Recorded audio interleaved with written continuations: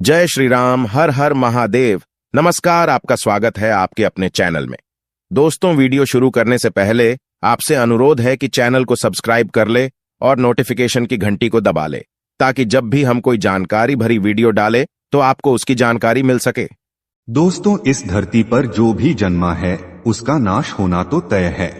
जो भी इस दुनिया में आया है उसे कभी न कभी जाना ही पड़ता है, क्योंकि मृत्यु एक अटल सत्य है जिससे कोई नहीं बच पाया है। लेकिन आज हम जो बताने वाले हैं उससे आप हैरानी में पड़ जाएंगे। क्या आप जानते हैं कि मरने के बाद आत्मा का क्या होता है और मृत्यु के 24 घंटे के बाद आत्मा अपने घर वापस क्यों आती है? कितने दिनों तक वह अपने घर में रहती है, कहां कहां जाती है? इन सभी सवालों का जवाब गरुड़ पुराण में विस्तार से बताया गया है। गरुड़ पुराण के अनुसार मृत्यु के पश्चात आत्मा को लंबा सफर तय करना पड़ता है। मरते समय आत्मा को ले जाने 2 यमदूत आते हैं। जो लोग अच्छे कर्म करते हैं उनको आदर पूर्वक, और जो लोग पापी होते हैं उनको प्रताड़ित करते हुए यमलोक ले जाते हैं। आत्मा को यमलोक ले जाकर मृत्यु के देवता यमराज के समक्ष पेश किया जाता है, और सिर्फ 2-3 प्रहर बाद ही आत्मा को यमलोक से वापस मृत्युलोक में भेज दिया जाता है।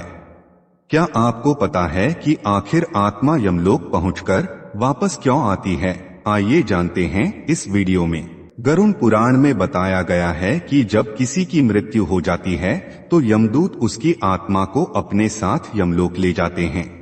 दोस्तों, गरुड़ पुराण में स्पष्ट लिखा है कि इसके बाद आत्मा के पुण्य और पाप कर्मों का लेखा जोखा किया जाता है। फिर 2 से 3 प्रहर बीतने के अंदर ही यमदूत उस आत्मा को वापस इस मृत्युलोक में उसके घर छोड़ जाते हैं। यहाँ पर ध्यान देने वाली बात यह है कि प्रथम बार आत्मा को यमलोक जाने में सिर्फ कुछ प्रहर ही लगते हैं।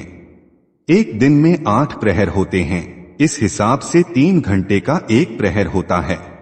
इसका अर्थ यह हुआ कि मृतक की आत्मा एक ही दिन में यमलोक जाकर वापस आ जाती है, जबकि 13वीं के बाद दूसरी बार जब आत्मा फिर से यमलोक जाती है तो उसे यमलोक पहुंचने में लगभग 1 साल का समय लगता है।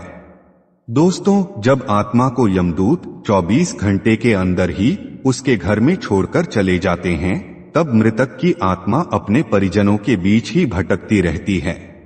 आत्मा अपने परिजनों को पुकारती रहती है, लेकिन उसकी आवाज को कोई नहीं सुनता। यह देख मृतक की आत्मा बेचैन हो जाती है और जोर जोर से चिल्लाने लगती है, तब भी उसकी आवाज को कोई नहीं सुन पाता। इसके बाद मृतक की आत्मा अपने शरीर में वापस प्रवेश करने की कोशिश करती है, लेकिन यमदूत के पाश में बंधे होने के कारण वह मृत शरीर में प्रवेश नहीं कर पाती। इसके अलावा गरुड़ पुराण में यह भी बताया गया है कि जब आत्मा के सामने उसके परिवार जन दुखी होकर रोते बिलखते हैं तो यह देख मृतात्मा को भी बहुत दुख होता है और वह भी रोने लगती है, लेकिन वह कुछ कर नहीं पाती और लाचार होकर अपने जीवन काल में किए गए कर्मों को याद करके दुखी होती है। दोस्तों, गरुड़ पुराण में बताया गया है कि इंसान के मरने के बाद उसकी आत्मा शरीर से निकलकर प्रेत योनि में प्रवेश करती है। उस समय उसका आकार अंगूठे के बराबर होता है। जब यमदूत मृतक की आत्मा को उसके परिजनों के बीच छोड़ जाते हैं तो उस आत्मा में इतना बल नहीं रहता कि वह यमलोक की यात्रा तय कर सके। गरुड़ पुराण के अनुसार किसी भी मनुष्य की मृत्यु के बाद 10 दिनों तक जो पिंडदान किया जाता है उससे मृतात्मा के विभिन्न अंगों की रचना होती है। इस पिंडदान से आत्मा को 1 हाथ लंबा शरीर प्राप्त होता है। पिंड से बने हुए अपने इस नए शरीर को प्राप्त करके वह आत्मा 11वें और 12वें दिन दिए जाने वाले पिंड को ग्रहण करती है और तृप्त होती है। 13वीं के दिन मृतक के नाम से जो पिंडदान किया जाता है उसे प्राप्त कर मृतक की आत्मा यमलोक पर आगे बढ़ जाती है। अर्थात मृत्यु के पश्चात 13 दिनों तक जो मृत आत्मा के नाम से पिंडदान किया जाता है उसी से आत्मा को मृत्युलोक से यमलोक तक जाने का बल मिलता है। दोस्तों, इसलिए गरुड़ पुराण में बताया गया है कि जब किसी मनुष्य की मृत्यु होती है तो उसकी आत्मा 13 दिनों तक अपने परिजनों के बीच भटकती रहती है। इसके बाद मृतक की आत्मा मृत्युलोक से यमलोक के सफर पर निकल पड़ती है, जिसे पूरा करने में उसे 1 साल अर्थात 12 महीने का समय लगता है।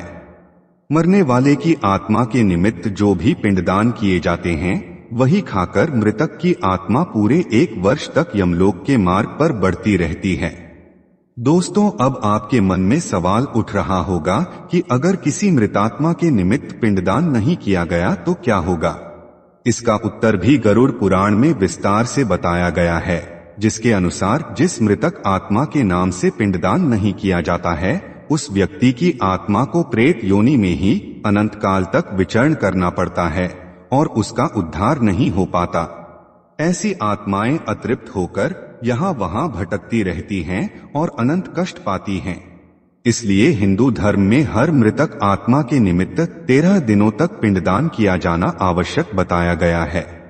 इन सब के अलावा गरुड़ पुराण में यह भी बताया गया है कि 13वीं के दिन मृतक के निमित्त परिजनों के द्वारा कराया जाने वाला भोज यदि कर्ज लेकर किया जाए तो मृत आत्मा को इन बातों का बड़ा ही कष्ट होता है और उसे शांति नहीं मिलती। साथ ही गरुड़ पुराण में यह भी बताया गया है कि जो व्यक्ति मृतक के परिजन को कर्ज लेकर भोज कराने को विवश करता है, ऐसे इंसान को यमराज कभी भी क्षमा नहीं करते और उसकी मृत्यु के बाद उसे कई तरह की यातनाएं दी जाती हैं और अनेकों कष्ट भोगने के बाद उसे वापस मृत्युलोक में भेज दिया जाता है। साथ ही गरुड़ पुराण में यह भी बताया गया है कि जो मनुष्य जीवित रहते पुण्य कर्म करता है, उसे यमदूत मृत्यु के 13 दिनों बाद अपने साथ यमलोक ले जाते हैं और ऐसी आत्मा को मृत्युलोक से यमलोक तक जाने वाले मार्ग में किसी भी तरह का कष्ट नहीं झेलना पड़ता। वहीं जो मनुष्य अपने जीवन काल में बुरे कर्म करता है, उसे यमदूत पूरे रास्ते कई तरह की यातनाएं देते हैं, जिससे वह थर थर कांपने लगता है और यमदूतों से बार बार क्षमा मांगता है, लेकिन यमदूत उसे क्षमा नहीं करते। इसके विपरीत जब पुण्य आत्मा यमलोक पहुंचती है तो यमराज उसे स्वर्ग लोक भेज देते हैं और पापी आत्मा को उसके द्वारा किए गए बुरे कर्मों की सजा भुगतने के लिए नर्क भेजते हैं और सजा पूरी होने के बाद वापस ऐसी आत्मा को निम्न योनि में मृत्युलोक में वापस भेज दिया जाता है।